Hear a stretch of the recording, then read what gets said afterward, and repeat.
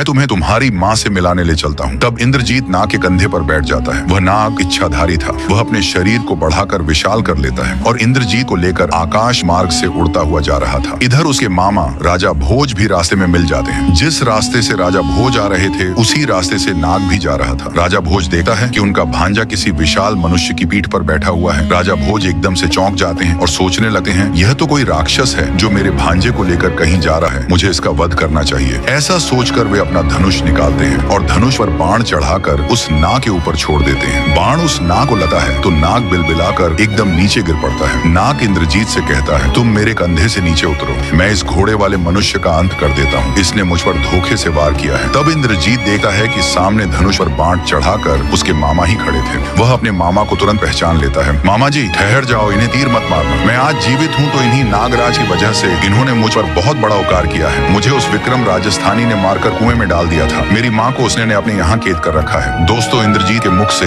यह बात सुनकर राजा भोज का क्रोध भड़क जाता है। राजा भोज तुरंत नागराज से क्षमा मांगता है और कहता है, मैं तो यह समझ रहा था कि कोई राक्षस मेरे भांजे का अपहरण करके लिए जा रहा है, इसलिए तुम पर बाण चला दिया। मैं तुमसे क्षमा चाहता हूँ। यह बात सुनकर नागराज बड़ा प्रसन्न होता है और कहने लगता है, नहीं महाराज, ऐसी कोई बात नहीं है। मैं तो तुम्हारे भांजे और अपने मेहमान को लेकर उस विक्रम को सबक सिखाने जा रहा था। मैं उसको जिंदा नहीं छोड़ूंगा। इस प्रकार तीनों आपस में विचार विमर्श करने के बाद विक्रम राजस्थानी से बदला लेने के लिए चल देते हैं। उधर रानी देवप्रभा के पति रतन सिंह सोचता है कि मैंने अपनी रानी को देश निकाला दे दिया है, उसके बाद मेरी अन्य किसी रानी से कोई संतान पैदा नहीं हुई है, मेरा तो अब वंश ही खत्म हो जाएगा। उसी दिन राजा रत्न सिंह उसी विक्रम के पास आते हैं, क्योंकि विक्रम राजस्थानी का सभी राजाओं के पास उठना बैठना था। उसका स्वयं का भी राजाओं जैसा किला था। ठीक उसी ठाठ बांट के साथ उसने भी अपनी एक छोटी रियायत बना रखी थी। राजा रत्न सिंह जब विक्रम के यहाँ आते हैं तो उनका खूब आदर सत्कार होता है। विक्रम यह नहीं जानता था कि जिस रानी को मैंने अपने यहाँ कैद कर रखा है वह रानी इन्हीं राजा की पत्नी है। राजा रतन सिंह भी नहीं जानते थे कि जिस रानी को मैंने मरवा दिया है वह अभी जीवित है और इसी बंजारे की कैद में है। दोस्तों, इधर राजा रत्न सिंह विक्रम की सभा में बैठे हुए थे।